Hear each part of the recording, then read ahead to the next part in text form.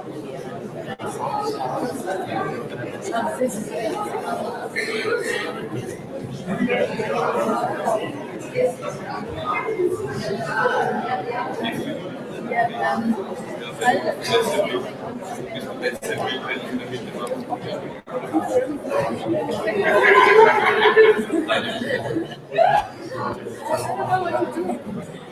I think like it's not like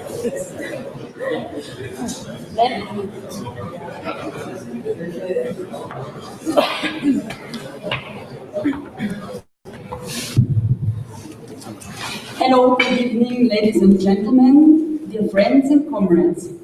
My name is Barbara Steiner. I am working in the coordination office of Transform Europe, and I am a member of the Austrian Communist Party. I am glad to welcome you to this event to unite towards a progressive European strategy. This event is taking place after a 2-day workshop that we had on structures and strategies of the left. It was organized by the Wandel, Nicos Poulantzas Institute, Rosa-Luxemburg Foundation, and Transform Europe. In the forefront of this event, there had been a justified critique because in the first announcement there was a male-only panel. Gender democracy and feminism is a constituent part of left-wing politics. The right for women to participate have been struggled for by the feminist movements. But rights that have been won can also be lost, so they have always to be defended. In our society and in our organizations and in institutions, women are still underrepresented. Also in political organizations and also unfortunately in the left. And here, especially in the traditional organizations, the parties. So it's up to us all, men and women, to take care and for adequate representation of women and for empowerment of women. So for left politics, gender democracy and feminism, it means more than just the right to participate or to decide. It means also overcoming economic and social inequalities and suppression, but not only for women, but for all. So, talking of gender democracy, it lays also at the heart of the DM, the Democracy in Europe movement, that has been launched in the beginning of February by Yanis Varoufakis and others. The European Union will be democratized or it will disintegrate. This is the slogan of this movement. The demands are, on the one hand, democratizing the European institutions, bringing transparency to the decision-making of the European Central Bank, Eurogroup, ECOFIN, and so on. Also, nowadays, the democratic liberal rights and human rights, especially now in the asylum and migration policy crisis, are contested. So it's also again to defend them. We need democratic structures in our organizations to develop progressive alternatives. And on the other hand, it also again needs social equality for a real democracy, which in the multifaceted crisis is contested ever more. The authoritarian crisis solutions were imposed by non-elected bodies to de facto non-sovereign states, as we saw in Greece with the peaks, and even before in the transition times with Eastern European countries. They brought rising poverty, unemployment, misery, social and gender inequality. So, in Europe, the labor rights as freedom for expression or press freedom, the right to asylum are attacked and abolished. There is a weakening of the unions, there is growing precariousness of works and lives. The cuts and the abolishing of the security system again privatize the care work, which again has to be done in unpaid labor by women and precarized by migrants. So we see also in Europe a political crisis. We see a kind of collapse of the traditional political systems. We see at the same time the surrender and historical decline of the social democracy in whole Europe. We see the exclusion and withdrawal of great parts of society from traditional politics. A whole transformation of politics is needed here.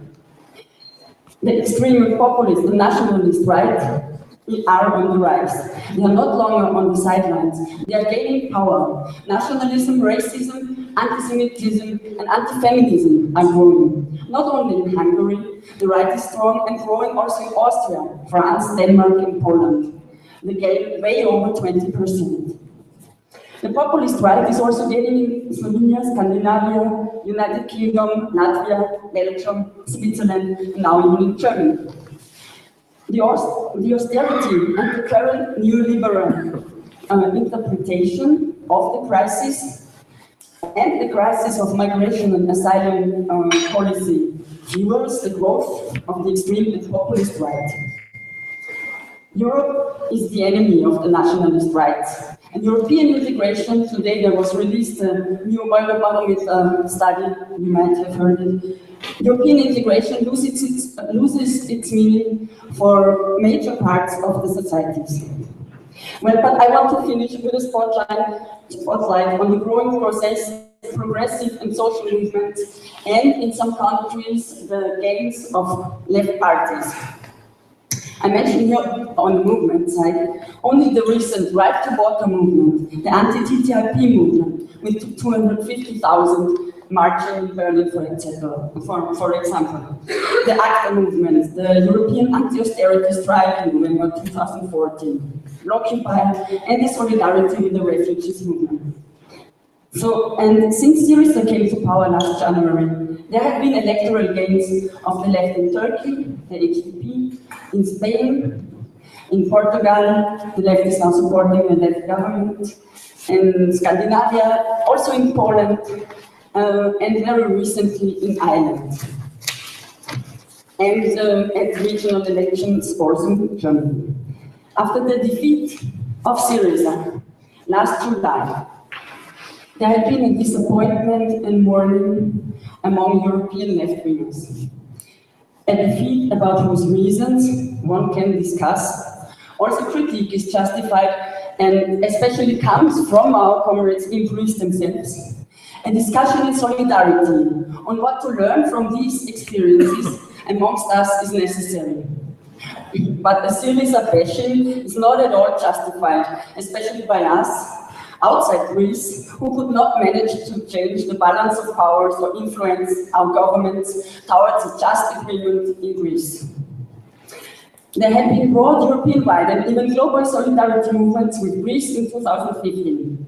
The insight was that what is imposed now in Greece, it can happen to us too. So there were solidarity and protests in a lot of countries. The actual isolation of Greece, in the question of the refugees. This is a continuation of the blackmailing of the still only left-led government in Europe. And this on the backs of the Greek population and on the backs of those who are fleeing war, misery, and catastrophes and persecution. So I think we have to take up the loose or cut strings of solidarity with Greece. We have to stand firm in solidarity with the refugees, and also in solidarity with the Kurdish struggle and the Turkish left movement seems essential. So there are various scenarios of the future of EU and Europe, and we need a deepened communication and exchange among us. This started today, and this had already been started long ago, and this will continue. A dialogue on alternatives, an open, honest, and democratic one, and I'm looking forward to listen to you now to do this. Thank you.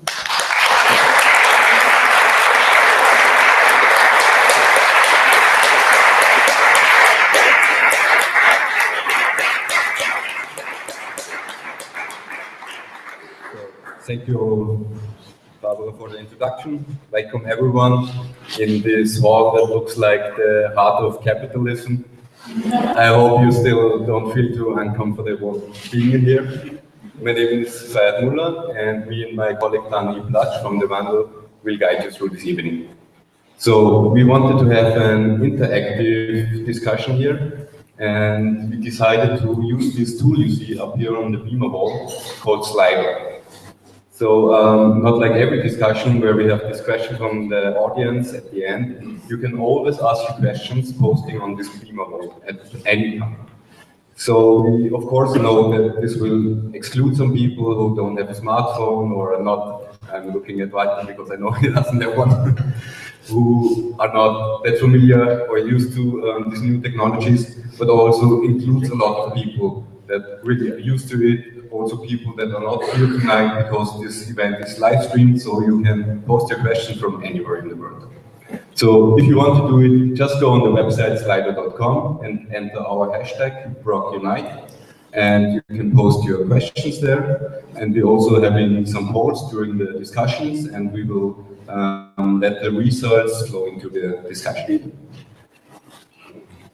So yeah, you are here to listen to our international guests. So it's time to introduce themselves, let them introduce themselves. Barbara was already referring to the multiple landscape of crisis Europe is facing. Maybe you can introduce yourself, just saying who you are, what you do, which part you're from, and also what you think is the biggest danger in Europe at the moment. Good evening. My name is Marga Ferré. I come from Spain. I'm a member of IZQUIERDA UNIDA, which is United Left, a left political party in Spain, and I'm the coordinator of the political program of the political issues in my party. And I don't have an answer because I think there is not only one thing we have to be worried about what is happening, but if I have to choose one, no doubt I will choose the economic crisis that is isolated the south of Europe. Yeah. Good evening to everybody. My name is Francisco Orozco and I work for Podemos. I'm a member of the European Parliament and I'm responsible for European affairs in our international relations secretariat.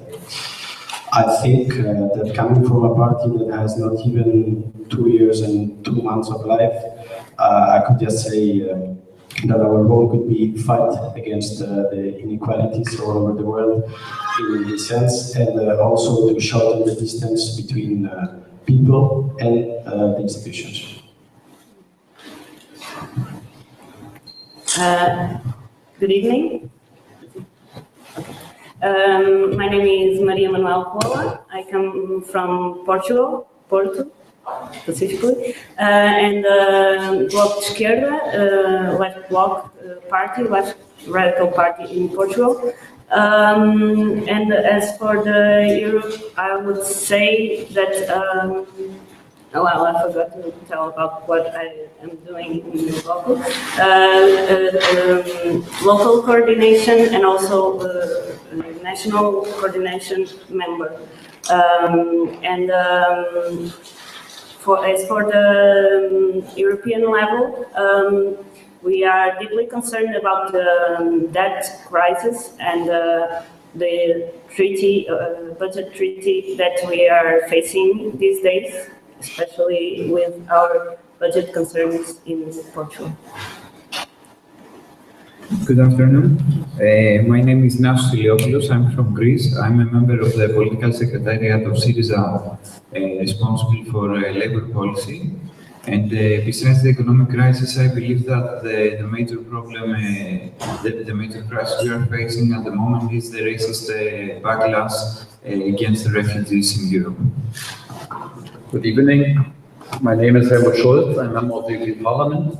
I'm there the coordinator for the UNGL, the International Trade Committee.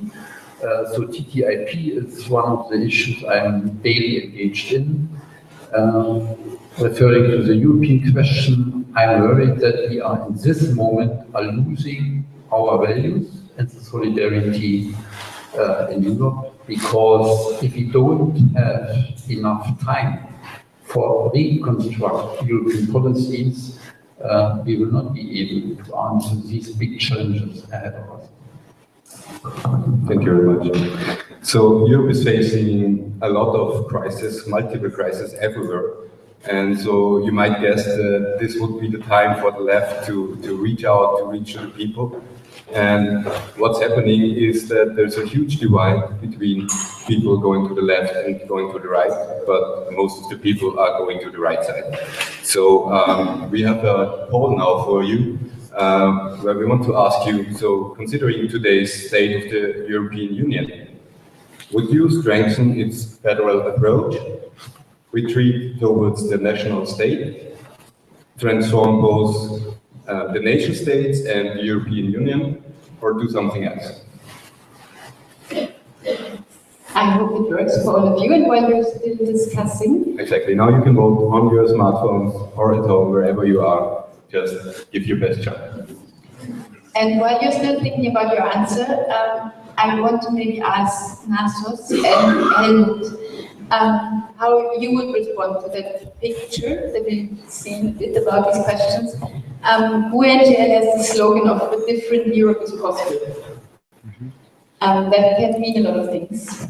How would you describe the work of the European left on an international level? And do you think we're going in the right strategic direction? Okay, let me begin. The answers in I'm not supposed to. Not yet. Not yet. When it shows up. I will. Let me begin with it.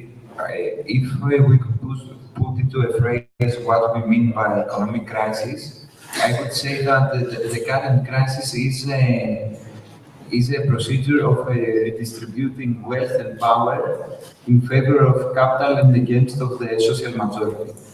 So, from that point of view, I believe that the main challenge that the social movements, the political organizations of the left, the civil society are up to at the moment is to transform both in a regional, national level and at the European level, both to try to transform and create a different distributing procedure in favor of the social majority.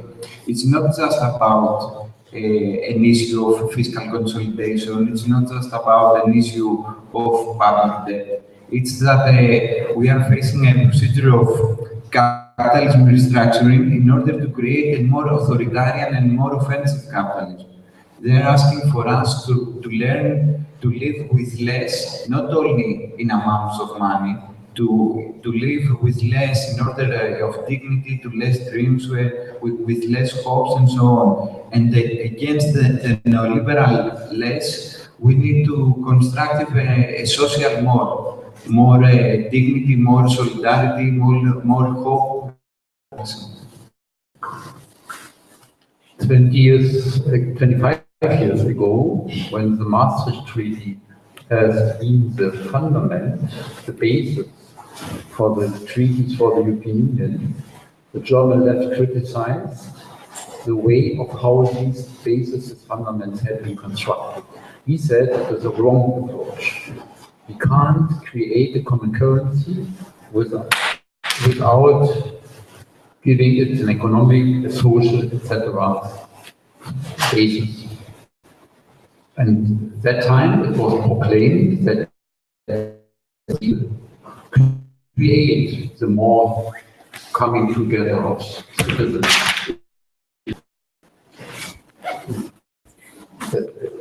And now today we are facing, unfortunately, the left had been right. What we said is just to this led to a situation that today the gap between the expectations with the daily experiences of citizens with the circumstances are faced with led to a growing rejection of the European idea. But the European idea is still the question how we want together create people to have a chance to generate their future, to generate, find a job, education, to grow up the children. So in the European understanding the question where citizens in the member states of the European Union could together build this future. Therefore, I would answer this question clearly that the European Union, member states, institutions and structures have to transform the capitalist mode of our societies is real at the member state level as well as at the EU level. It's not a contradiction, but it is a coincidence between the member state and the European Union construction. I will put it away. It's easier. All right, thank you. So let's see what the audience is saying. Can we see the results? No, that's not. It's also for us the first time that we're using this. Transform both the nation states and the EU. Okay, so obviously they want the same as you. So now we give maybe Marga and also Maria the opportunity to answer to this. This is what 70% of the people say.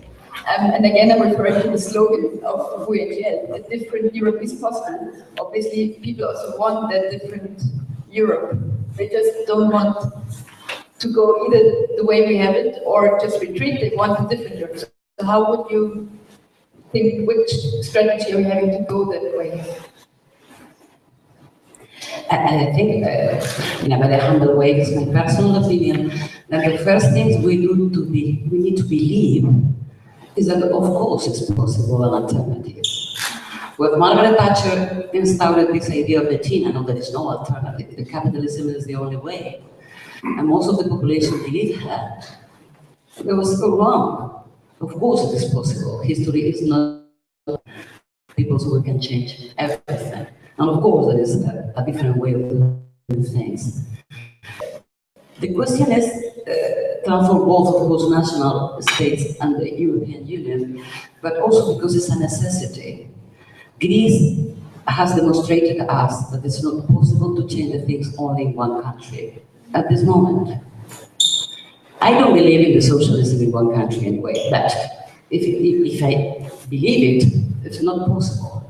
So after that demonstration, it's a demonstration that we really need to work at national level, of course, and at the same time international level to create a different European Union. I think it's possible. I think it's not easy, but yes, it's possible.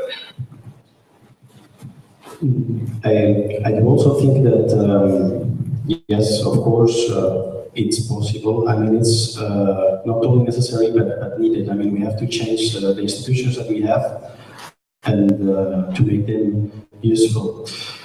For that, we have, of course, to start changing the balance of powers in the European Union, which is not easy, and to build another European Union more consistent with the values of the treaties, as Helmut highlighted before, which are not anymore principles that we feel in our current and daily life, such basic as human rights, solidarity, democracy, nothing else.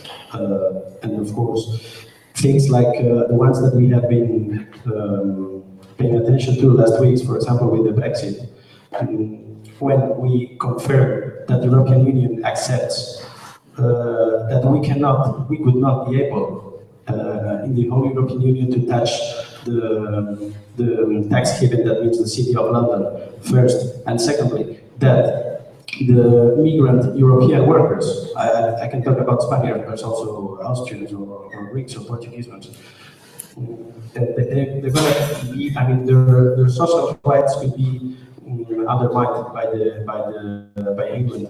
So we won't. I don't think so, and I think that it's important to highlight that this, I mean, the freedom of capitals and of movement of people is just oriented to not the people wants.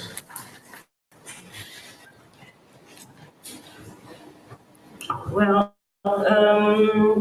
I do agree with Marga, and to say that there must be an alternative. not retreating to our single nation approach. It's something we should also aim for, but then it's with mobilization, and that is to say, it's not only the parties that would achieve that, and of course with the Greece case, and that not all the parties could be as solidary as they wanted to, because not being in power doesn't allow. But also we as people must come to the sense that we must change and approach Europe for a change. The awareness, I think, is rising, and people become more interested in Europe issues. But we also must translate what is Europe doing at our national levels.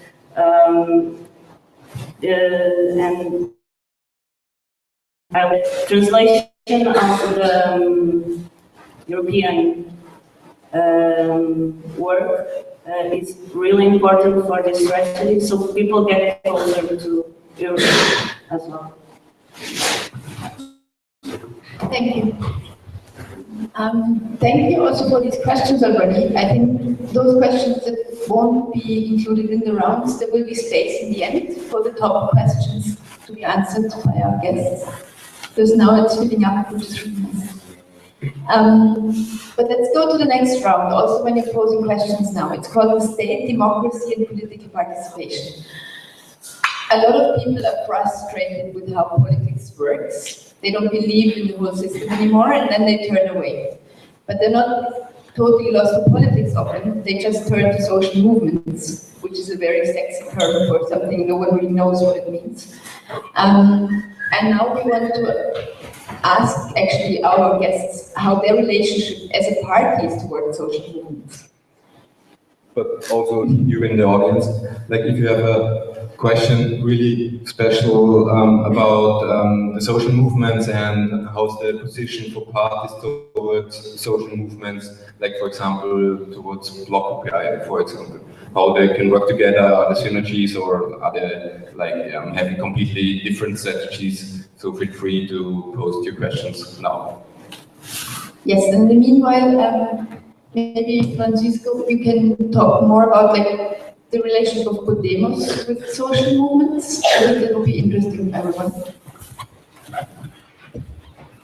Yes,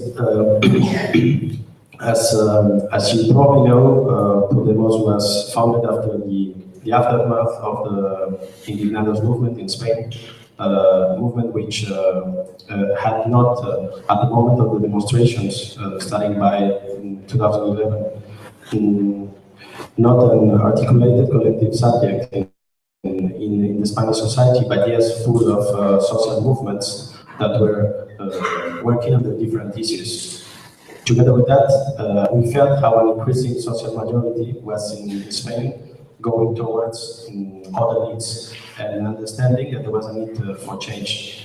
So the role of Podemos there was trying to be a key actor, so was to merge both needs, and then we created the party at the beginning of 2014, and within 3-4 months we presented our candidacy for the European elections, and then we entered there with 5 MEPs, and then I mean the rest.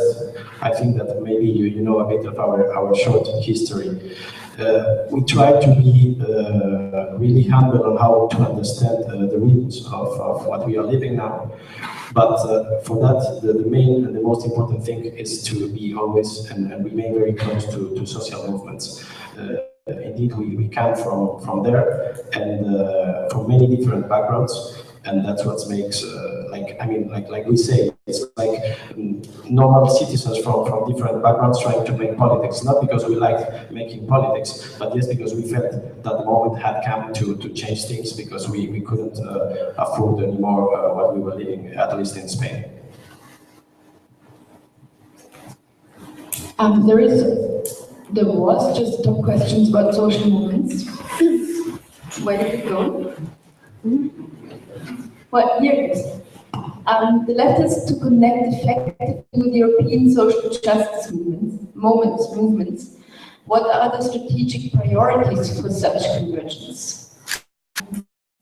Maria, you have a lot of experience on this issue in Bloco. Maybe you can just talk about your priorities that Bloco had working with social movements? Well, Bloco not to overcome the social movements, but to work closely and not, well, to be aware of the movements and their claims, so that we can translate it into what we're doing as a party and as a parliamentary group. That is to say that our, I don't know if it would be called a strategy, but these movements have clear claims that have not been heard previously. So the thing is that we try to put them also in the places where decisions are taken, but not overtaking the view or the instrumentalization. And that is a big issue with social movements, because if there is slightly trying to impose or trying to give you the view of the movements, that will not. So I think the strategy is working with and not, I would say that. Thank you very much. And we have another question. I would like to ask, social movements are reluctant to work together with political parties. What can be done to solve that problem? Especially because you were more or less working very closely with social movements, or they were even the foundation of your party, like the Nicos. First, I would say, and I would come back to Podemos, because there was a need, and that need was linked also to all the different actors that we had in politics before. It makes a difference in the connection that we have with social movements with respect to the traditional connections that social movements have had with even with left parties. So that from one side. And then when we started making things, it was at the beginning kind of something that we didn't know how it's going to work for the European Parliament, then it worked for the local elections, and then it worked much better for the national ones 2 months ago. We have been always very, very careful about not to lose the contact with social movements, at the point that even when we prepared our they had a key role in different areas in which they could be involved in some way. And for social movement, include many things, not only individual actors, punctually, also different NGOs that are part of us in some way. And it's important to say also that lots of the people that were involved in social movements in the last years in Spain, they now make part of Podemos in some way, the party, or being close in different areas. So I think that can explain a bit how the traditional political relation between social movements and our party is not as it used to be. It doesn't prevent that it could happen in the future if we don't pay attention and we forget the values that we have, which I hope it's not going to happen, of course. Thank you very much. So the next round will be about populism and popular language, because there is a lot of discussion, as you know, in Austria, at the moment happening, but I guess in many or most other countries also. So let's say, and of course us here, we are convinced that like our system of crisis analysis is right, that our demands are the right thing. So we know what we have to do about climate change. We know that the solution to the refugee crisis, although there's no refugee crisis because the refugees don't have a crisis, our institutions have a crisis. We know that the solution is not building fences, but stopping like our wars, stopping our arms deliveries, stopping our transnational cooperation, exploiting other countries.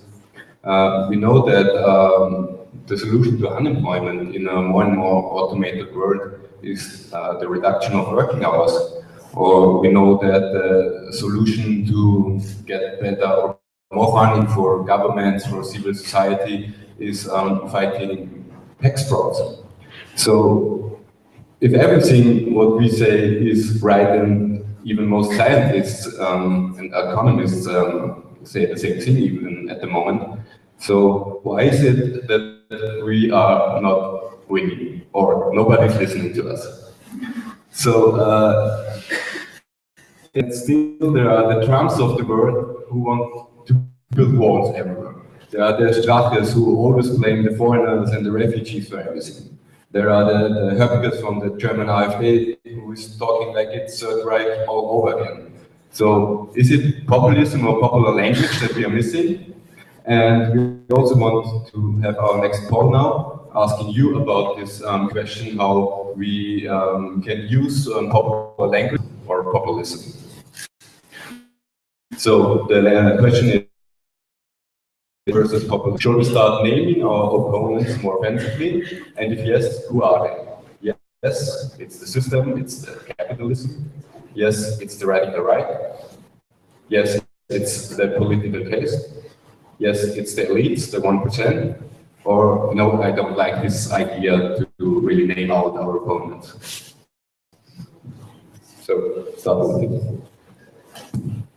Dani?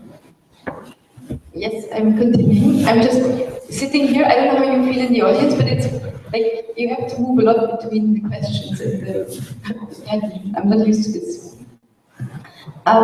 Yes, in your practice, we had this discussion now for 2 days already about populism and popular language, but how do you differentiate in your practice between what is popular language and populism? And also maybe for some of you, what's for you the difference between the axis between left and right and top and bottom? And I think when in my view, we talk about populism, we're talking from a way of understanding that are a prior thing under the ideas to tell the people to the emotion. And the other question is that populism is also based on the idea of a good leader or different leaders who speaks the language of the people, not directly, or they feel that they listen and talk directly in one way. Then. So the problem is that the right-wing party do that better than the West. I always do that. Because when you base your speech in emotions, the risk is very high. This is my position. But of course, the drama of the left is that we love to talk very technically or in an endogamic way. And I think that is something that the audience that do not share with us. So of course we need to change the language of the people. But let me insist on the idea that clear to the truth. We always question if to sacrifice the truth or the force of your idea in order to be more comprehensive. So I'm sure it's not so easy to do that. It's not so simple. I really think so. Thank you, very clear statement. Does anyone want to answer to that? Maybe I try to contribute, find an answer to this very complicated question, as I would say. But for me, it's a question of democracy. If I want, and that is, I think, democracy and and how we are developing political answers, proposals, give people the chance to regain participation in policy making. And the left has to make it possible to understand what is going on. So we have a certain task, or a challenge even to us and to our parties, to convey to citizens what is going on, to explain, so that they can understand. And I think a good speaker who is able to complicate processes in the economy and the interrelationship in an easy language, then he can get more attraction, more understanding in the listeners than maybe if you make a lengthy speech with a complicated issue, not explaining it in easy, understandable terms. That is not, I think, populism. The question is that you must be popular in a way that you take your listeners seriously and try to explain them. Sometimes it is not be possible to explain complicated contents in two, 3 words. And we are, my experience is that very often media are coming and saying, please, short, 90 seconds, 60 seconds, 3 words, only slogans, headlines, etc. And very often we are going into this trap. And that means we are losing listeners, the citizens, on the way that they don't know what is behind these slogans, behind these headlines, behind the stories. And I call us as politicians to try either to be short or lengthy, but honest and frank in explaining, to giving by that citizens a chance to understand what's going on. Here, I think politicians also, and in particular, left-wing politicians, should go into that line. Thank you very much. So, can we see the results of the poll?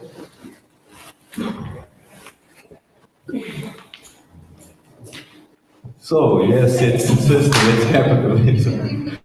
Someone is cheering. All right. So, obviously, most people say that yes, we should name our opponents. Yeah, it's a question, or the answer is yeah, we should name them in the real populist Sprache now. He would say, of course, name them personally, but blame, I don't know, social democracy.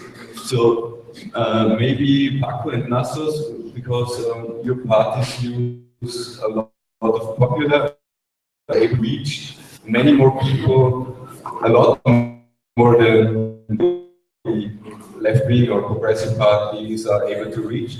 So could you please respond to this poll and also explain just in a few words how you approach this? I don't believe that we can find one single answer as far as populism is concerned, because we are coming from a totally different background, historical context and so on. For example, in my country, populism has a really negative aspect. Populism in Greece is speaking against immigrants, speaking against LGBTQI rights and so on. We don't was a populist political party because it was always supporting the minority groups and social rights that weren't for the majority and weren't the kind of the majority. On the other hand, yes, I totally agree that you need to speak the language of the people. We couldn't have won the elections against the media, against the political establishment, if we weren't speaking the language of the people, and not only speaking the language, but learning from social struggles, respecting those struggles, learning from the people, and not participating like you are the teacher who is going to show the people the truth. I don't believe that political participation is just an issue of language or that we use in all the communication tools.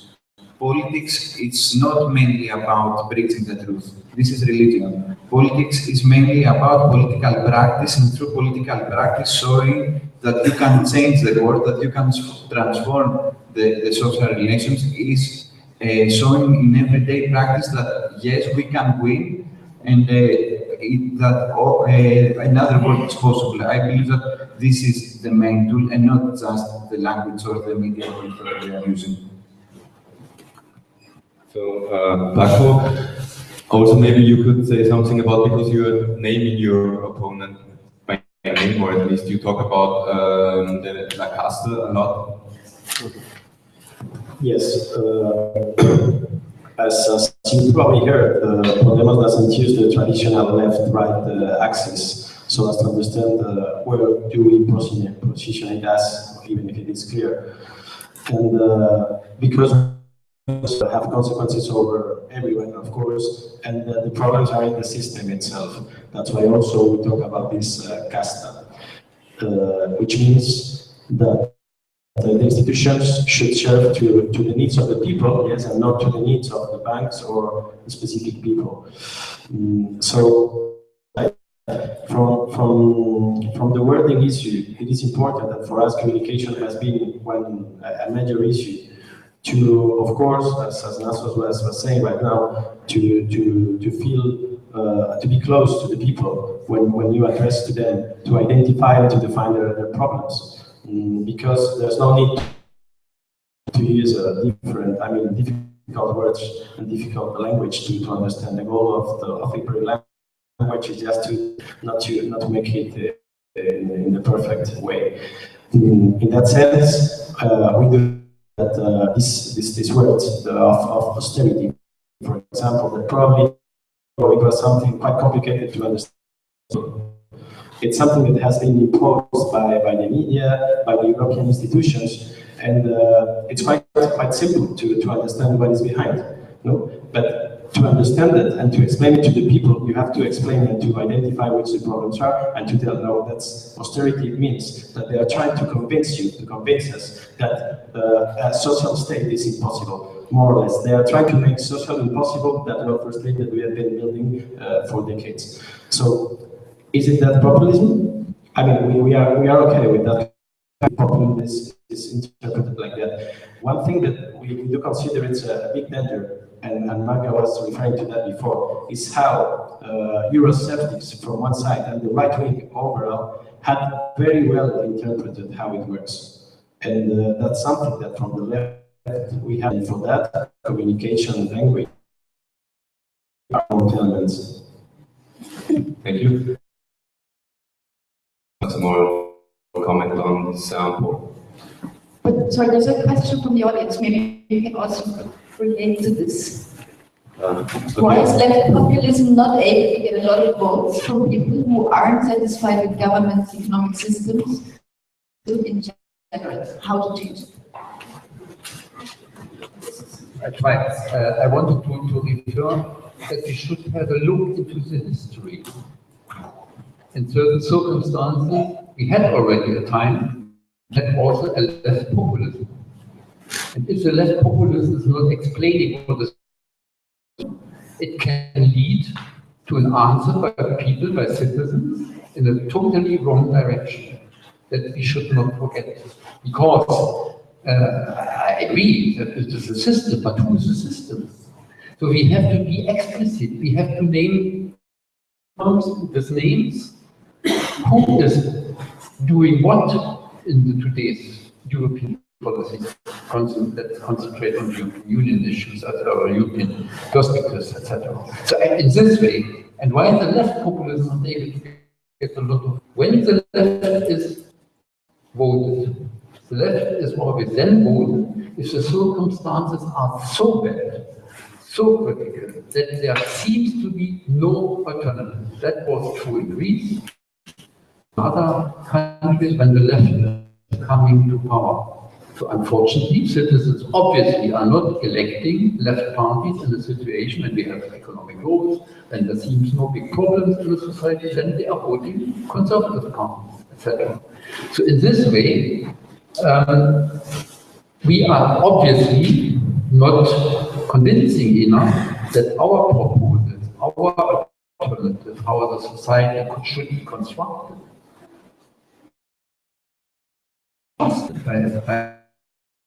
and that's why also populism is not helping. we have to make it more precise and vague how to give people the feeling back in society they can change things. That I think is a big surplus of the campaign against TTIP, where people really have the experience, yes, their interference is influencing certain developments. And in this way, I hope that we are able to make this example in a more broad way as an example for other issues and themes in society. Thank you. So we have one more question from the audience. It's, populism was used very often by left-wing parties until the 1970s, successfully. Why are we very often not able to use it nowadays? Marga, do you want to respond to that? Because I was thinking in another anecdote. I like it in the electoral campaign. Well, either, by the way, but ask the audience who were the worst governments in the world in a university. Okay, so they were the students.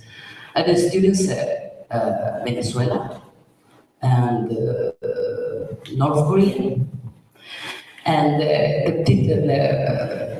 I will ask them, okay, so who is the president of Venezuela? And they say Maduro. And who is the president of Portugal? Who is the country besides mine? And nobody answered.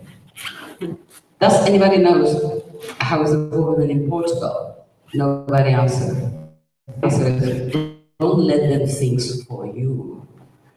I mean, the media strategy is so strong that I really believe that half of the young people in Europe think that the Second World War was won by the USA only. It's joking, but it's real. I mean, the total hegemony in the cinema, in the in the playing games, music of one culture who is translating values, but also the revision of the history, makes it very difficult for us to use that element. In the 70s. But my first answer is that in the 70s the left were stronger, so probably we have more tools to speak with the people. But anyway, I really think that we need, one thing I share with Podemos, I mean, I learned from Podemos, is they use the media as a battlefield. And that's something that we never understood it like that. And I think that thing is something we have to learn about that. It's a battlefield, like in the streets, like in a strike. So they use it as a battlefield. We need to win, because if not, our children will think that, I don't know, that the refugees are really bad people, or things like that.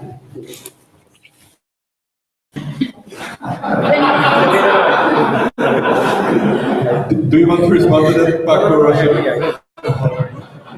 Thanks a lot, Marga. I totally agree with you on that.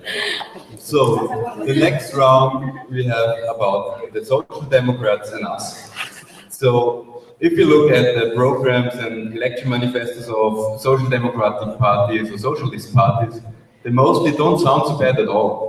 And in their demands, like the first step, what they want to transform, it's always coming quite close to what new progressive parties or like the DK demanding in many points. But programs are one side and the reality is of course another side. And in recent years, it's more and more impossible to tell a difference between the social democratic and the socialist parties of Europe and the conservative parties, especially when they are in power, like in Germany, the SPD, when they had the coalition with the Greens, they pushed through the Agenda 2025, which was even for the conservatives a big surprise that they are doing the work and even doing it a lot better than the conservatives would have dared to do it when they are in government.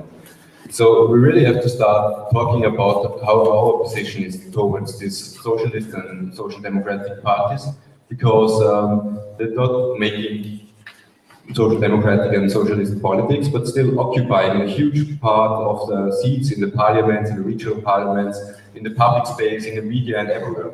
So how are we going to react and behave towards them? And for this we again have a poll for the audience now, especially for Austria. So do you think the SPÖ can be a strategically meaningful partner for the left? for the progressive people. So yes, no, maybe punctually, or you don't know. Yeah, and while we're in Austria always wondering about this opportunity of the left and the social democrats, all other countries already do have real experiences with this. Maybe, Maria, you want to start, but then you can all share experiences with your relationships with the social democrats. But Blocker probably is a very interesting case to start with.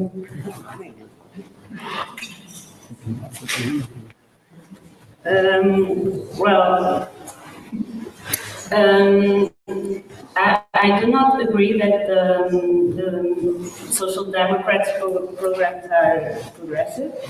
And the thing is that these days, what is conveyed through media, it's what people want to hear. It's what people want to hear. Once again, populism. And in that way, they do seem they are progressive because they're saying exactly, well, not cut on pensions and better welfare and so on and so on. But actually, and in case of Portugal, well, the right wing didn't specify anything on their program and related everything to the previous legislation. But the social democrats had a program that actually got much better after the parliamentary coalition.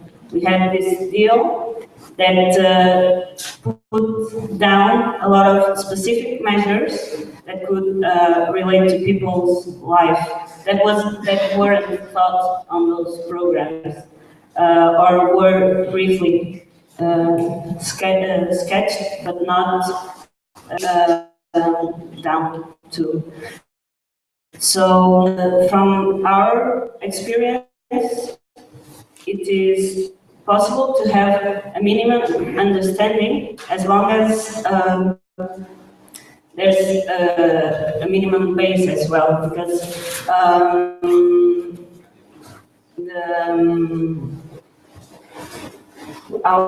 in the parliamentary law that is sustaining this government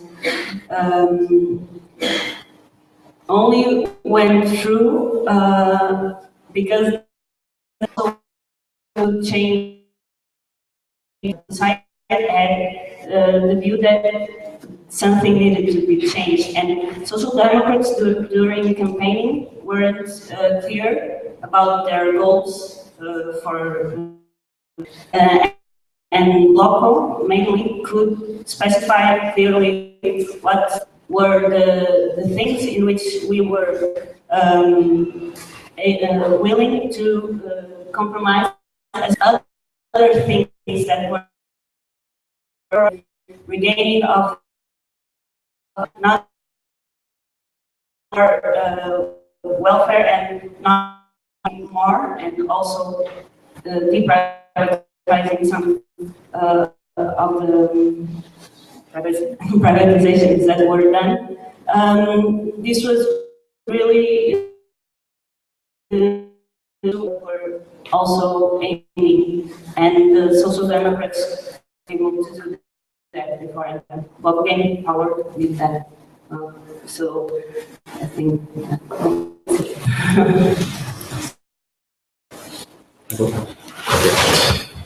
So in that line, and within the short life that we had with the social democracy in Spain from Podemos, first we would say, of course, that we have a huge respect for history, and we do recognize the big importance that the socialism has had on the others, but also in the building up of the welfare state and the democratic country that we have now. So that would be our first approach, with just a matter of respect for the history and the things that they have been done. They did. Afterwards, now, and right now we are voting, maybe half an hour ago, I don't know exactly what happened. I think we are voting for the second time against the candidacy of the socialist candidate to be president of Spain. Why are we voting that, even if they are socialists and they say that they are going to recover the rights that we have been losing for the last years, that they are going to improve the social welfare state that we are losing? Because they are absolutely not doing what they said during the campaign.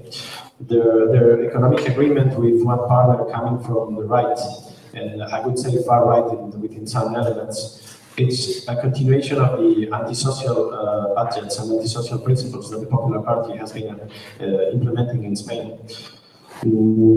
They said during the campaign that they were going to reform the labor regulation in Spain, which is quite damaging for workers' rights. Now they say that they will not do it. They said the same for really harming law and freedom of speech, and they will not do it. They modified within the last socialist government, so that's not something from the campaign. For the second time in the history of the Spanish Constitution, a tiny article in a really nice day of August, when you all pay attention to the newspaper, when you live in a sunny country like Spain. By modifying one thing that implies that if Spain goes into financial risks, the Spaniards' taxes would go first to pay the debt payment rates rather than to pay medical bills. If we do have to accept that this is socialism, of course we do not agree. If we do have to accept also that within the current framework of, for example, not only inequalities as I stated at the beginning, but also huge inequalities that we have to face in every battlefield, such as gender violence, they accepted in this agreement that they would call gender-based violence something like intrafamilial violence. So, I mean, I think that there are some elements, both from an abstract perspective and another that's very, very specific, that make that our relationship with the current social democracy, at least the one we have in Spain, is not possible, as the one we have in the European Parliament and within the institutions. Thank you very much. And before we hear from the rest of you, let's see the result of this poll. Please don't let it be yes. No. Okay. Maybe punctual, okay, but no. So, no and maybe punctual. So, Helmut, what is your position towards the Social Democratic Party in Germany, and how would you respond to this outcome? I mean, the cooperation with the Social Democratic Party comes in a certain situation after elections. So we are going with a clear message, we want to win the elections, into the election. And afterwards, we will see what is the composition of the forces after the election. So, and we are in two Länder in Germany, in the government together with the Social Democrats. So we would say we have the second, but we need to reclaim, to maybe punctually to work together with them. Because there are questions in a certain situation, will not wait till the left has the absolute majority. And even in the situation where the left would have the absolute majority, still the Social Democrats are there. So, I mean, I would answer this question in a way that we have to look what problem we have to solve in a certain situation. And is it possible to solve this situation, this challenge, this political task, this economic issue, together with the Social Democrats? Because I don't want to contribute by rejecting population on that, if there is a chance on that, to let the social democracy to go further to the right and to continue the great coalitions in Germany, etc. So the question is not giving up our principles, not giving up our visions, not giving up our program, but being punctually able to cooperate with the Social Democrats for changing the situation in the interest of the citizens who had elected in a certain way both parties who couldn't come into the challenge to work together. Thank you very much. What about you, Nasser? So you have a special situation in your country where you eradicated the Social Democrats, or some would say replaced them? I would use eradicate because I believe that the cause for Greece was that there was a major crisis of political representation, and Syriza was in a particular moment on a concrete situation the answer to the crisis of political representation. It isn't just people that was voting for PASOK the last years. It is people that didn't participate at all that voted for Syriza. There were people from the working class that were voting for New Democracy, the Conservative Party that voted for Syriza. But for example, in Greece, the Social Party was a real conservative party. For example, on the immigrants issue, they were talking. Their narrative was from day one. All the time they were talking about illegal immigrants. They create detention centers against the immigrants. They were one of the main political forces that deregulated the working relations and so on. If some social democratic parties at the moment are changing in some countries or are trying to say that they are changing, they are doing so under the pressure of the social movements, under the pressure of social struggles, and the pressure of the political organizations of the left. I'm not saying that we should not use the contradictions within the enemy camp, but I don't believe that we can be allies with social democrats in a long-term strategy. Thank you very much. And Marga? I think, against personal, again, that the problem with the social democratic parties is that the social democratic theory is not so valid as it was in the past because of the way the capitalism changed. I mean, one thing that happened during the negotiations of the new government in Spain, which is not happening because we are voting no against the Socialist Party, but the Socialist Party took their program, political program, and divided. The economic issue was dealing with the right-wing party, and the social things, they wanted to deal with us, I mean, Podemos and us. So that conception of to have the right vision for the economy is free market, but we can't stop the free market through, defending the state as a social welfare state. It's not working anymore in this phase of the capitalism. That's the problem. So, in spite of the great history of some of the social democratic parties, and of course of the social basis they have, which is really strong, and it's something we need to take care about it. The utopia, the political project the social democrats are putting on the table is not valid anymore. That's the reason I think that it's so easy for them to go to the right. And I have no idea why the British Labour Party is turning left. I mean, I would like to know much better about it. Yeah, that's a question we got from the audience. Why, of all the Social Democrats, only the British Labour took a turn, at least a big part of it? Could this also happen to other Social Democratic parties? Obviously, you don't agree that it was a real turn. So, does someone want to respond to this question or statement? Yes, I mean, I'm not an expert on that issue, but I think that it's important I mean, if we are talking about UK, the last things that have been done by the Labour Party in UK were in the same line as the ones that we have now highlighted of different social democratic parties in Europe.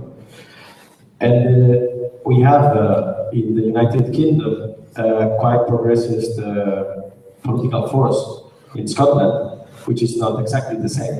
And I think so it's important to understand how the national levels in the United Kingdom do work. And Corbyn took a message that is now spreading over different social democrats parties. For example, in France, the party is quite split. Even some ministers left the government months ago. In Italy, they are facing also some kind of different changes. In Belgium, for example, and for Podemos, since we don't clarify, if you want, for the traditional left, if we are left or right, lots of different social democratic parties have been approaching us with a really different perspective from the one the Spanish one does. So I think that yes, there are some movements in the social democratic parties because they don't want to finish like Passar did.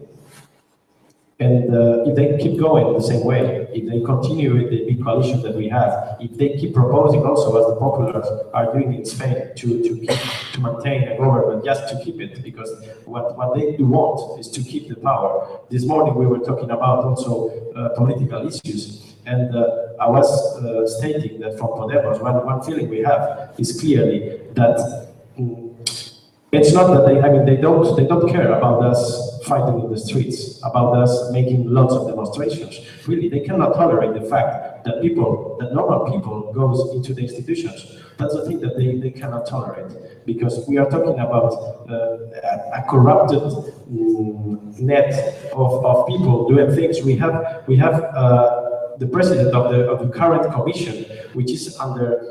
I mean, he's being how you say in English? I don't know. I don't have the word now. I mean, he's involved in really important issues in his country, in Luxembourg. So, I mean, we are talking about people that has been in contact with really dangerous things, not really nice to deal with. We, for example, in the European Union, we have during the last months they made a statement, which is the kind of a prolongation of the Maastricht Treaty, and which would modify the treaties also.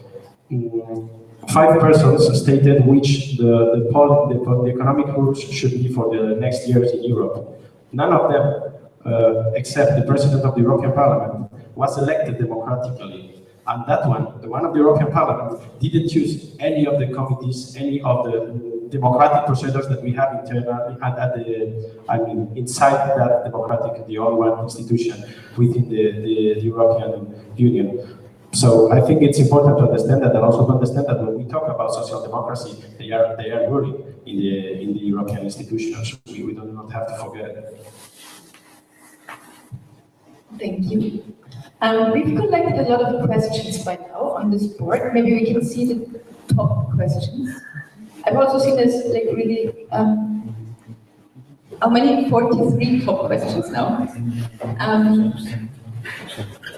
But maybe we can go through some of the ones that are higher ranked and think about it. So one is, there are a lot of economic questions about economic programs. What do you think about the refugee politics in Europe? But 17 votes is for, is the European left convinced that the heterogeneous economies of Europe can exist with only one currency? It's probably not a rhetorical question. It's a question people wanted to answer. There are other economic questions. Is it possible to rank them, that we can maybe combine a few? Or is technology not ready for that yet?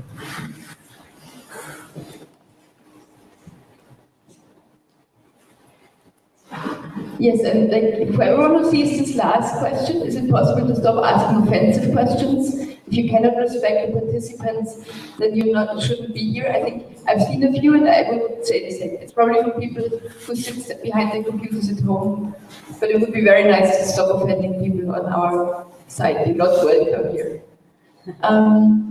So then until we see more, I mean, it's also like the questions.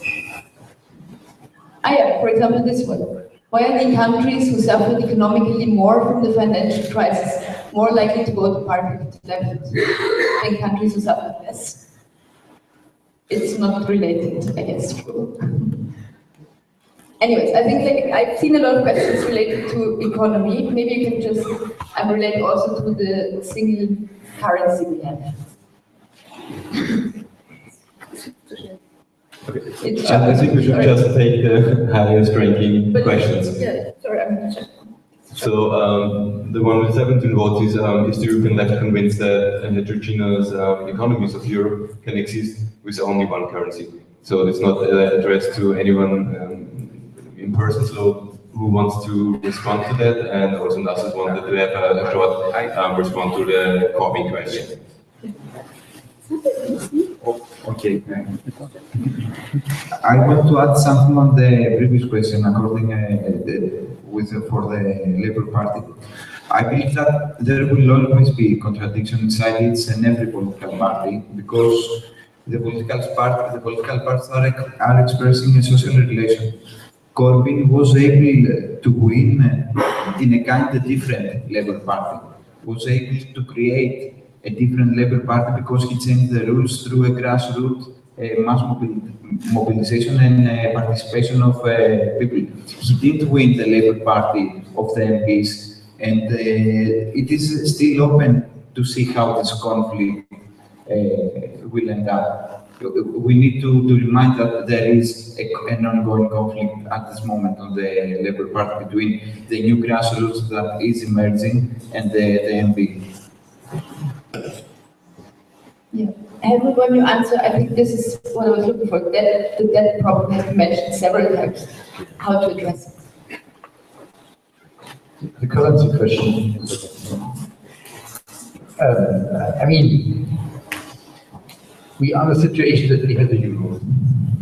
It is inside the treaties embedded that the euro should be the currency of the European Union, with some opt-outs by some countries chosen at the time when they joined the treaty. So that means the concept of the European Union is just to have one single currency. If I'm convinced that this single currency with the structure of the European Union, having the monetary union without a real economic union, without a social union, without an ecological union, I think that is an open question. And we have to reconstruct or restructure the whole conception of composition of the European Union, putting it from the head to the legs again. Because we have to think over what are the concrete conditions by which a single currency could be realized in the interest of the citizens. If we don't do that, I think a single currency will be wrong. But as we have the single currency, we have to think over how we are doing it under the existence of a single currency to do that. And there are just now on the table different proposals on the left. Some of them are saying we need a restructuring of the debt issue. We need it in the European dimension. We need it in the international dimension. We need it by cutting the debt. Others are saying no, we have to create a fund in which all the countries being in debt are included, and also those countries who are the how to say it in English, the creditors for the countries in debt. I mean, in this way, we have to rebalance all issues, and I find it very interesting that in particular in Greece, we have a large and broad debate about the question how we deal with the debt issue. And of course, I would also say that we have to answer this question, that we need a debate among the member states and the citizens. It should not be a debate solved by the governments alone, but those who are paying for the debt, that are the citizens, that are the people, and we have to restructure. There's a whole issue that the redistribution of the debt must not be from to the poorer people, but it must be redirected to those who had led to the dramatic influence of the debt crisis on the citizens. And here I think we have to restructure the issue. Shortly on that issue, maybe we could go on with that. People are not laughing about you, but it's a revolution from the West. Is everyone agreeing on Helmut's perspective on Europe currency debt, what he said? Or does anyone want to? Yeah. I mean, I don't want to force you to answer to this, but. I want to, first of all, I totally agree with what the comment they asked before. I want to add just one or two remarks. when we are speaking about the debt, we need to keep in mind that the debt is, according to my perception, isn't the main problem at the moment. The debt is a tool of implementing neoliberalism, is a tool of implementing austerity. We were supposed to have an austerity the last 5 years in Greece in order to reduce the debt, and the debt wasn't reduced. This was due to the fact that the European Union, the IMF, and the ECB was incapable of doing that. It was because this wasn't the real target. The real target was to transform the society according to the neoliberal dogma. So the main challenge that we are facing is not the extraction of the debt, that is a tactic move that we need to do, but it is neoliberalism. And neoliberalism has its roots in a currency. I'm from Greece. It would be very easy for me to face the crisis as a conflict between Greece and Eurozone or between Greece and Germany. We don't see the crisis as a conflict between countries. We see the crisis as a conflict between neoliberalism and the social needs of the majority of people.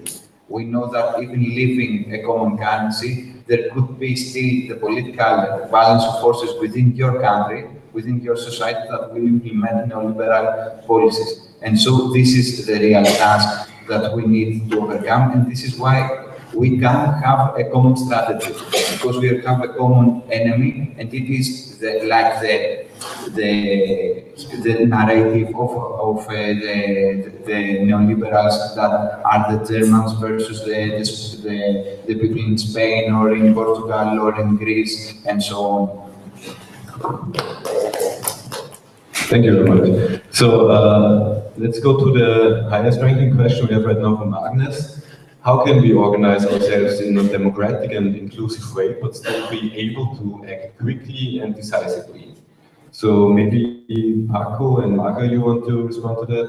Paco, with Podemos, we know that you did more or less, some would say, a very good job in really organizing people in a fast way and in a democratic way, with your e-voting, with your Plaza de Podemos, in an inclusive way, rather than having all the circles everywhere in your country. I mean, it's a complicated question, but I mean, it's a more inclusive way. From the very beginning in Podemos, we understood that I mean, it was a need for us to share with everyone what we were doing first. Then that's why we have in our website from the beginning everything you could be interested in. And also when we prepared every document for the manifesto, we were doing also the same way. When we created, even before our organization, in terms of how we call the citizens councils, both at regional level and at the national one, they were always like open lists online, and you could vote for one or the other one. So from one side, if you start building up your organization like that, at least the criticism should be less. And if you are transparent, no, in principle there should be no critics of that. Then when we started creating, not for the program of the European elections, which was something that we prepared in really, I mean, in a couple of not, I won't say days, but yes, weeks. But when we prepared the big manifesto that we have now for these elections that have just passed, it has been a work of months. Of months means that late spring, we started building different groups of people, all of them voting different topics on the different areas that you can imagine that a manifesto has. So that means lots of battles, lots of debates, lots of arguing. But at the end, it provides you something really valuable, because it has been discussed by, in our case, by over 1,000 people, and voted afterwards by 15,000.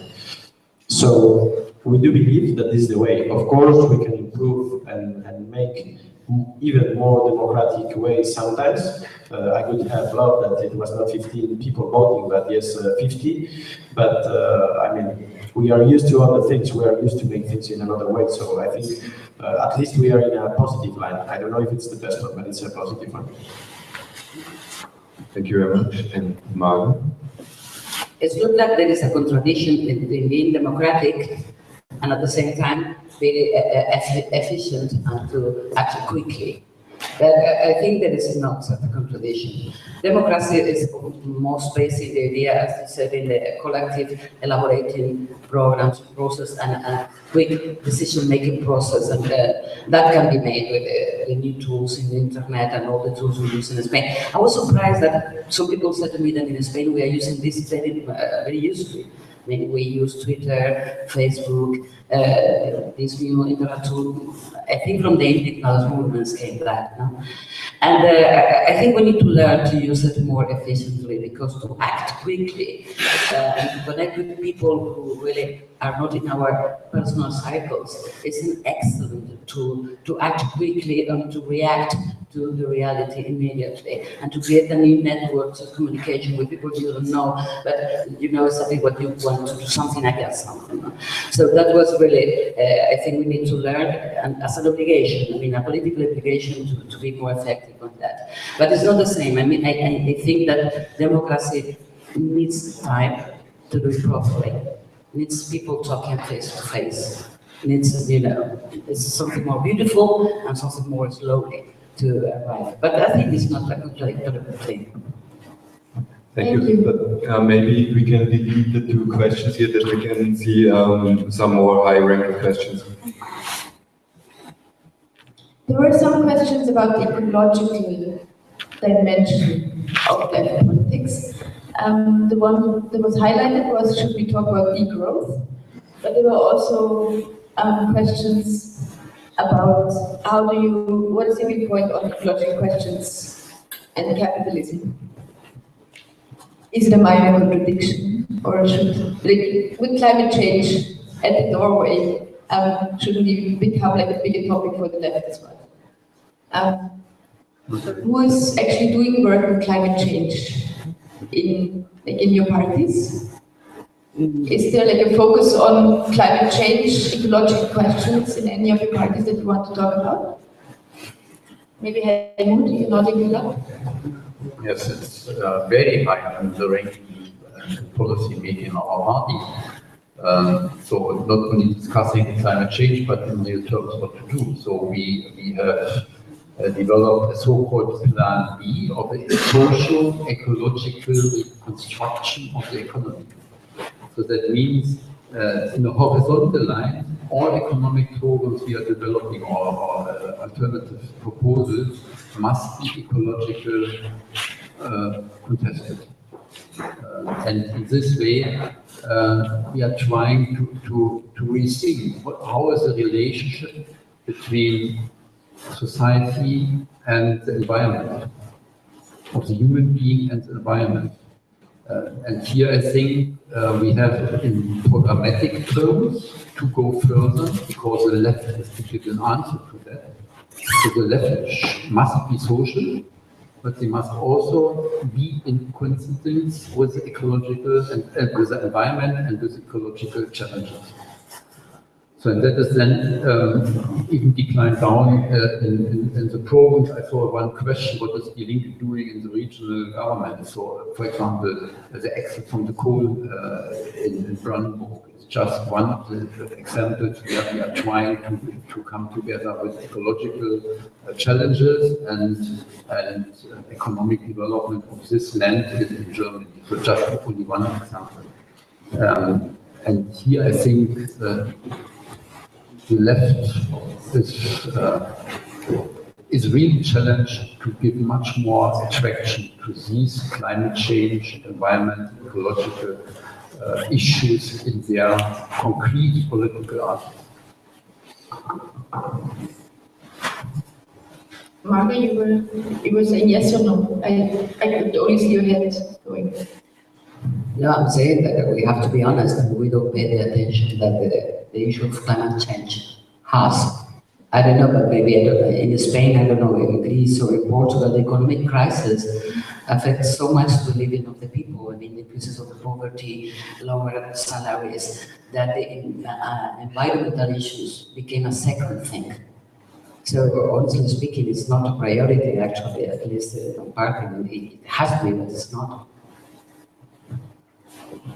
Yes, since these accurate definitions of this issue, since the climate change is a global one, I think it's important to remark, not it's on behalf of Podemos, but also from a leftist perspective, that we cannot continue.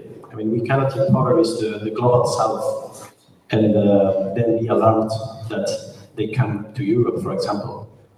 And it's true that a lot of the refugees that become are refugees, and some of them are migrants. Of course, there are different reasons. But as Marga said, we are not paying attention, the needed attention to the climate change as a global issue. And that's something that, for example, when we had the Paris attacks a couple of months ago, from Podemos, we defended a position that was not very well interpreted in Spain, because it seemed that we were most with the terrorist side than with the society, because we didn't want to strengthen the penal laws that we have, the criminal laws that we have in Spain, because we do consider that they are enough, they are sufficient. But yes, for us it was important to empower civil society and, of course, to stop the war in Syria and Iraq, and maybe we will afterwards to the refugee crisis. But I think it's important to understand that global issues should be understood as global issues. And in this sense, I think that we do not pay at all the needed attention to climate change. Yeah, I only want to add, I would not agree with Mark that we should permit that the environment, the ecological question should be not the priority. We have to bring it together. There is, because in 50 years, we will not have the chance to shape the society if we don't do something today in a global understanding. And even the refugee challenge could be linked to the question, today they are fleeing civil war, bombings, terrorist attacks, etc., etc. But tomorrow, they are forced to flee the countries because we didn't have solved by restructuring our economy for climate reasons. So that is a real challenge for the left to do here, I think, more together in the European dimension to answer this global challenge. And if we are speaking about, for example, later on in this year, about the market economic status in China. And in China, they have just tried to develop an economy in environmental dimension, which is challenging the European competitors on solar panel industries, etc. We have a sharp debate on these issues in the European Parliament. We have a sharp debate in of the small and medium-sized enterprises under the competition from China. But of course, we have to think it together, because otherwise we are not able to develop our economic development. And there was a question on the economic growth, etc. I want to say we have to say yes, how the social and economic development in our country must and should look like. One of the answers of the German Die Linke is that we want back to the regional circular economy going, and here to focus on, and then you have a chance to think over what does it mean for your answers to social, ecological, employment, and other issues in the place, together with the people, because otherwise, and it must be democratically, they must be involved, because it is their life, and we can only make proposals how to shape this answer. We have to together to develop this. Thank you. There's one question up on top. Left parties in government always in managing capitalism, usually including social cuts, deportations. What to learn from that? And I think it's an important question for the left. Like, there's always a lot of hope. Within Europe, there's a lot of solidarity when a new party climbs to the top of the parliament. And then sometimes we get, like, all of Europe gets frustrated because we see the reality of how the forces work out in Europe. So what do you say to people? Like, it is a reality that sometimes left governments also, or like coalitions, for the voters, they kind of suck. So what do you tell them?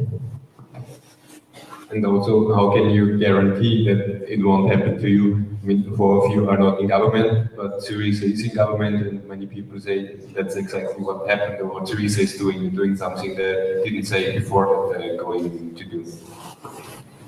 Okay, let me begin. Let's be clear, the July agreement was a defeat for the Syriza political program, for Syriza political lines. We were clear on that from the first day. And that's why we went to the elections after the July agreement. It is an open question whether we are going to see it as a tactical defeat or as a strategical defeat. I believe that everyone who is participating in a social movement, in a political organization, is understanding that fighting neoliberalism, overthrowing austerity is a procedure, is something that you cannot do within 5 or 6 months. When you have all the extortions and the blackmails that we have in a so negative balance of power. There are true that there are a lot of things that we didn't want to do, and now we are forced to implement according to the third memorandum. But there are also at the same time a lot of things that are happening in Greece that can show that we can continue the battle and be hopeful that we win the battle eventually. Only to give one striking example, 10 days ago we passed a bill through the parliament that allows 2.5 million uninsured people that didn't have access to the public health care, that now they can access the public health care for free. I believe that it is something crucial. It is something that you cannot describe it as austerity or as neoliberalism. I believe that it is crucial that for the first time after 5 years, there will be people that will be hired as teachers and doctors in the public hospitals. I'm not saying at all that everything is going according to the plan, everything is going according to what we would like to be, but it is an ongoing work that we are giving every day. Thank you.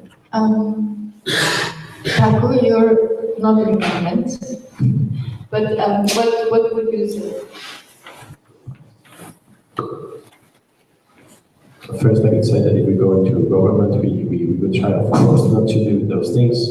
But I mean, we have to understand that, and I think we remarked it at the beginning, that those impositions that the Greek government suffered, I mean, were not impositions because of the system we are in. So if we don't change it, it's gonna be like that. Now, during last weeks, after the elections in Spain, when we were not only negotiating, but in these weeks, the European Union was saying you would have to cut more money, lots of money.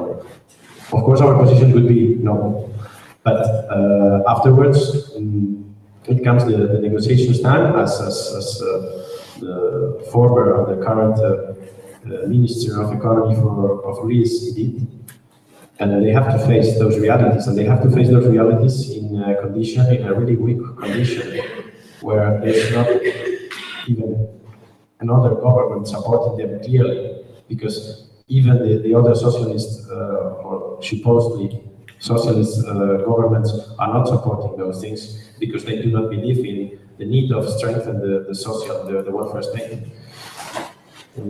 So I think it's complicated to be in a situation like that. Of course, we would be for the position not to do those things, but we need to understand the framework. If we don't understand the framework, we cannot understand why it is imposed.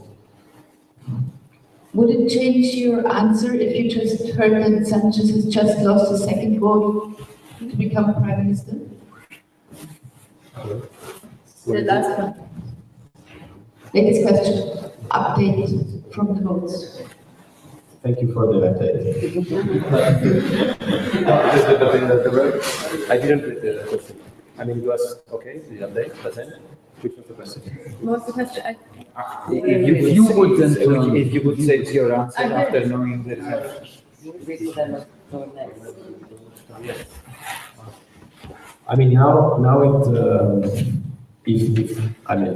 since it is like that, now Sanchez would not be prime minister for now, and a new period of 2 months is open.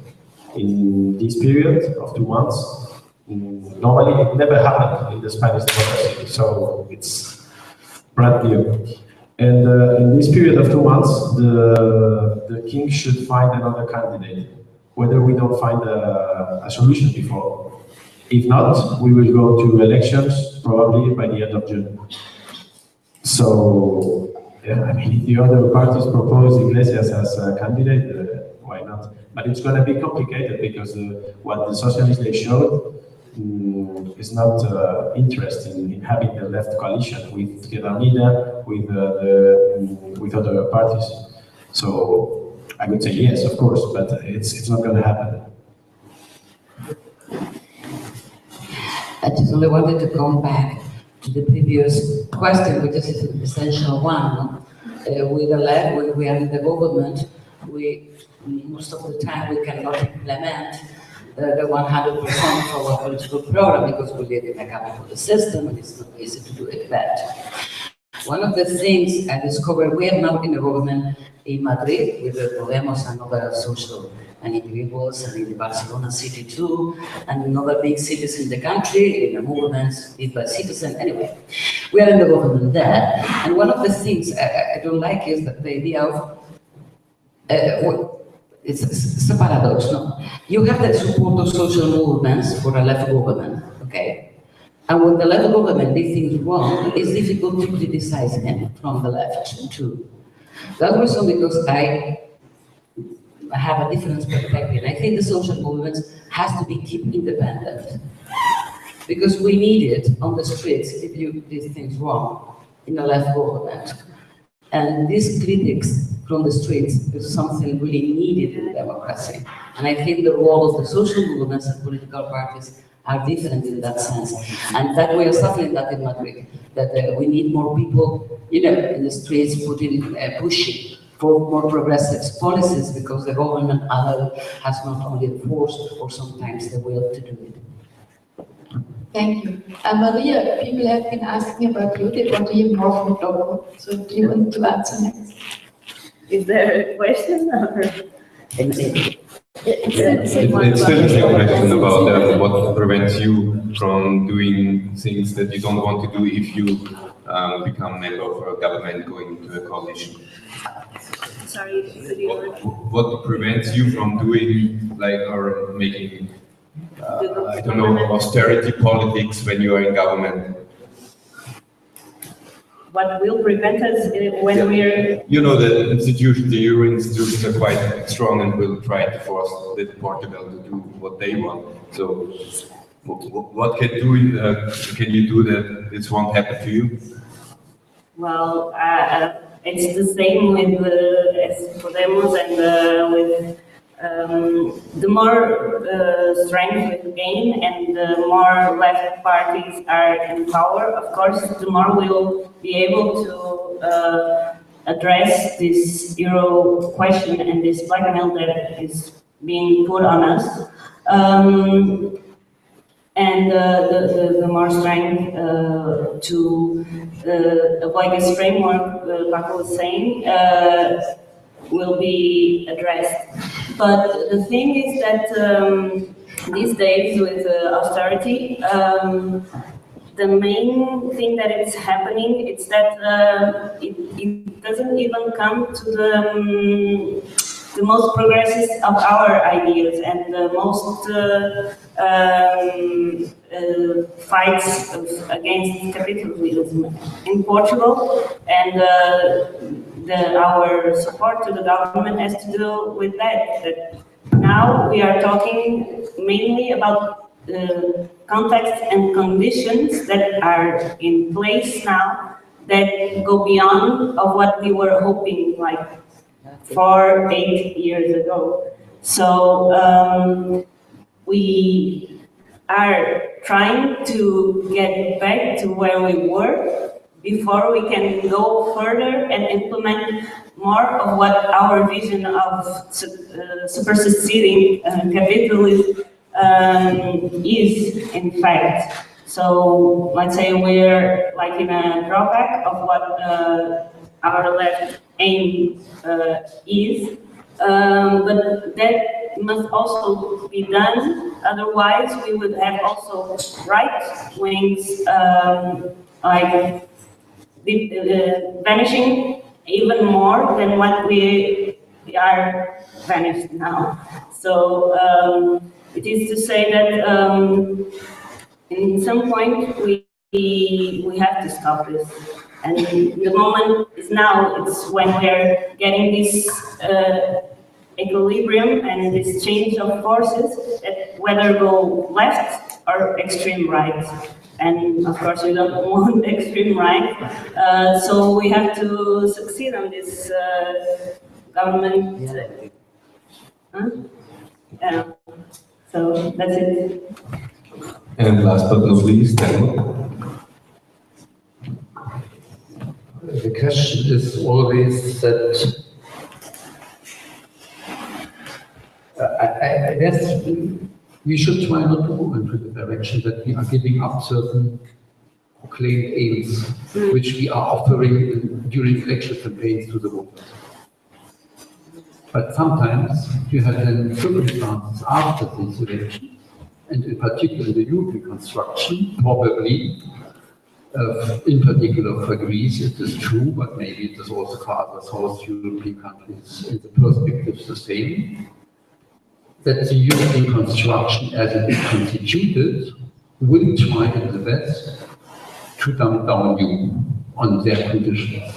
And that's why I think it is our common task to prevent such a situation. And I'm missing in the panel, we have no representatives from one of from the Eastern or Central European countries. I'm the most Eastern European here on the scene. The question is why it is so.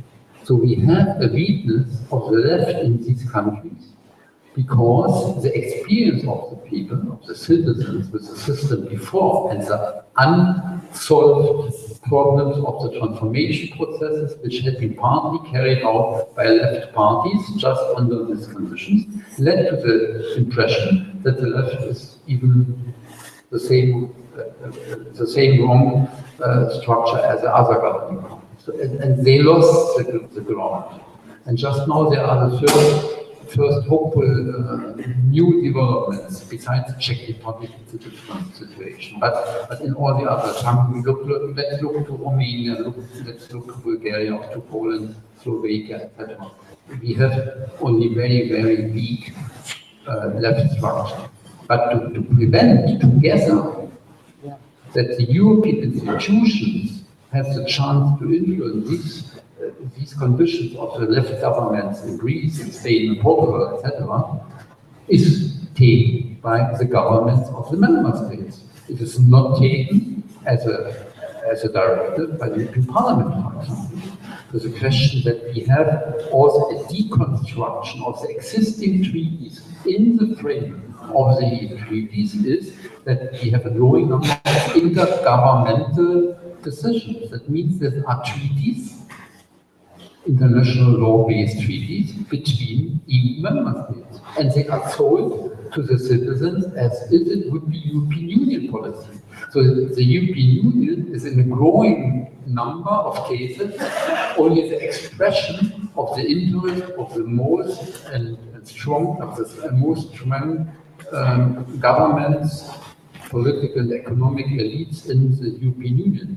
So I mean, also the restructuring of the deconstruction of this governing approach of the German government is one of the tasks of the German left when we have to create conditions that we shouldn't ask Greece to realize a policy which is against the will of the Greek people, because they had the referendum, they had their clearly expressed will. And in this combination, I think we have also to be much more clearer how the European Union is composed, and where the left has to define and to develop its own alternative and new proposals and answers. Thank you very much. So thanks a lot for this great discussion, all the people in the audience participating. It was really great to hear from you. Also the last 2 days where we had a workshop with a lot more parties. We were 10 parties working on different structural and strategic topics. It was extremely interesting and very good to meet you all and to hear from your experiences, because all of you are in parliament, only from Poland, Rosa-Luxemburg, the only other country where left-wing progressive party is still not in parliament, and of course Austria. So I hope this will change for the next election, of course.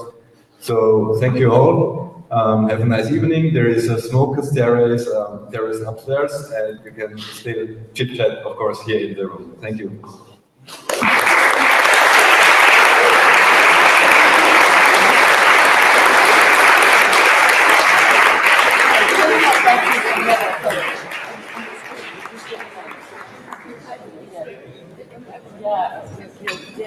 I like it. I'm glad you like it.